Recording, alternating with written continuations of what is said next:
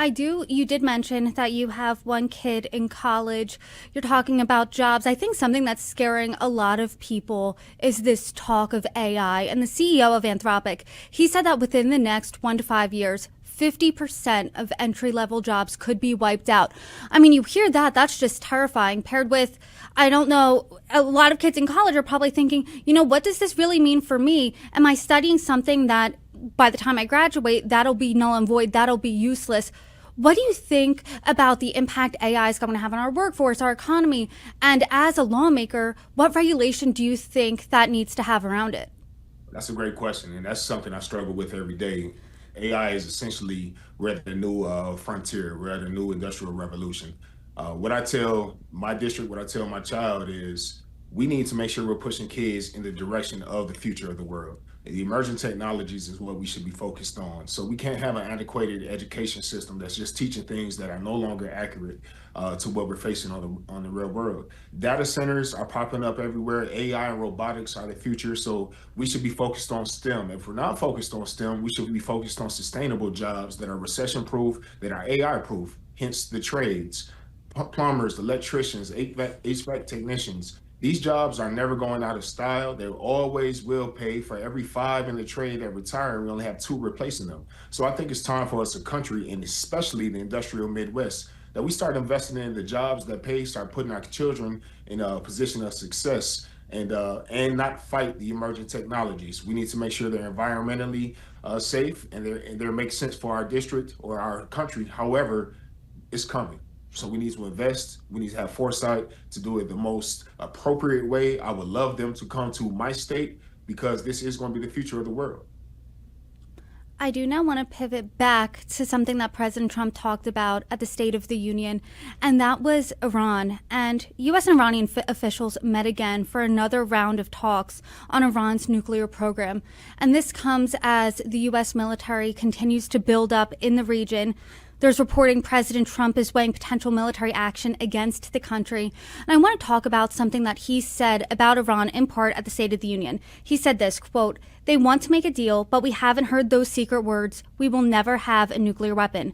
My preference is to solve this problem through diplomacy, but one thing is certain. I will never allow the world's #1 sponsor of terror, which they are by far, to have a nuclear weapon. Can't let that happen."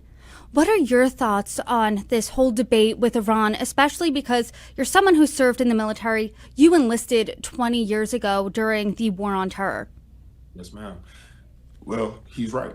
We should try to solve it through diplomacy. We see the Iranian regime are killing their civilians by the thousands. So we know what we're dealing with. And we know if they're capable of killing their own people, and they've stated over and over again, death to America, vowing death to our allies, that they are an unstable regime, that they're capable of anything. If they have a nuclear program, we would be that much more in danger. So therefore, we need to make every opportunity and take every chance we can to make sure they don't achieve that.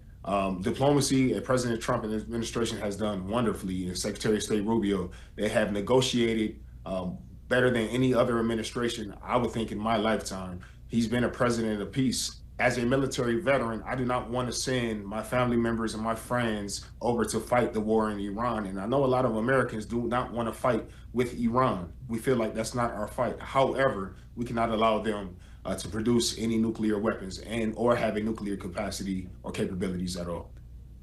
I know that a CBS News poll taken before the State of the Union, the vast majority of Americans wanted President Trump to clearly, or they believed that the Trump administration, rather, hasn't clearly explained the U.S. military position on Iran yet.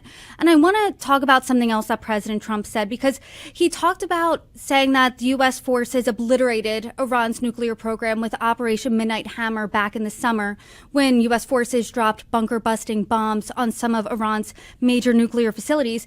But he said Iran is rebuilding its nuclear program and, quote, is working to build missiles that could soon reach the United States. And I know that that's something that Vice President J.D. Vance has echoed. It's a similar sentiment that Secretary of State Marco Rubio has echoed. What do you make of that? Because so far we haven't seen any evidence of that. And it seems like those things are the opposite, right? We obliterated their nuclear program. They're rebuilding their nuclear program, and that's a threat now. I mean, what do you make of that? But I think the threat is always there. I spent some time in the intelligence community in the military, and they are accessing intelligence that we don't have. At this point, we have to make sure there is not a inkling of space or capacity for Iran to have anything of the nuclear capacity. So that's enriching uranium or having ways to purchase it from someone else or bringing in scientists and doctors.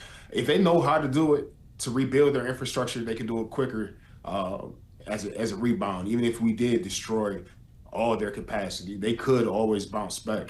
And so I think President Trump is just dotting his I's, crossing his T's, and making sure that America is safe, as he has this entire time. As an American first candidate, I applaud it. We have to make sure there is no chance that they ever have a capability to harm us or our allies.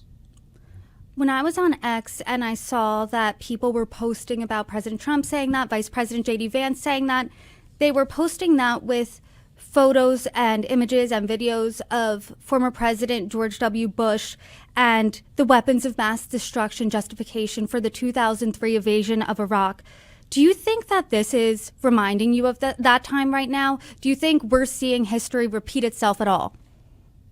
No, I think when that George Bush or President Bush in the WMD situation, we invaded quickly and we went and sent boots on ground quickly. We have military or naval vessels in the area, and that's projection of force, but we don't have plans for putting boots on ground, nor do I think the American public wants to put boots on ground. I believe we're doing everything we can in this administration to settle this via diplomacy.